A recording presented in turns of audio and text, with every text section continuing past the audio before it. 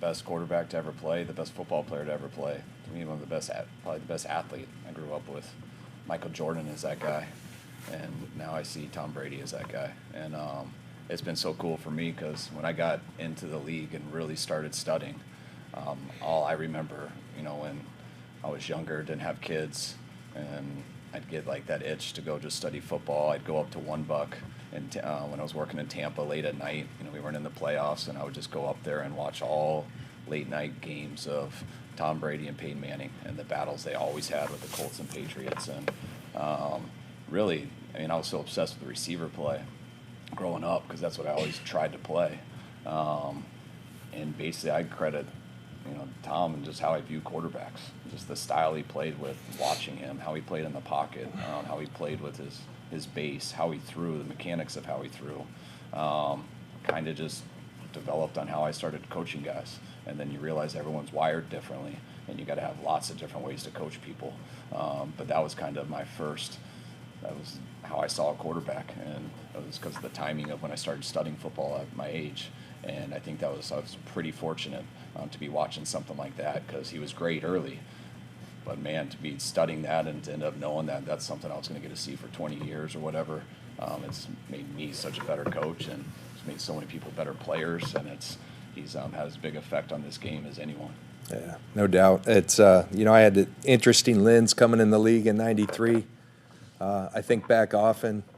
First preseason game against John Elway, second preseason game, I believe, against Dan Marino, third preseason against Jim Kelly, and then we opened with Joe Montana and the Kansas City Chiefs. And so it's like, whoa, some of the greatest ever to play. And so lived in that era, and then, played long enough that I got to be a part of the era and competing against Brady and Manning that were just the guys. And their teams were going to go deep every year. And I saw Tom from the time at Pro Bowls and stuff, from the time he won his first Super Bowl, and had the opportunity to compete against him. And I think you always wonder, with a guy like that, what makes him so great. And then at the end of my career, I got to spend 3 weeks, with the Patriots, and as I kind of was trying to decide whether I wanted to keep playing, and got an inside lens there. But probably all came, just crystallized when I was watching some special he did. I was doing some brain training that we do here, and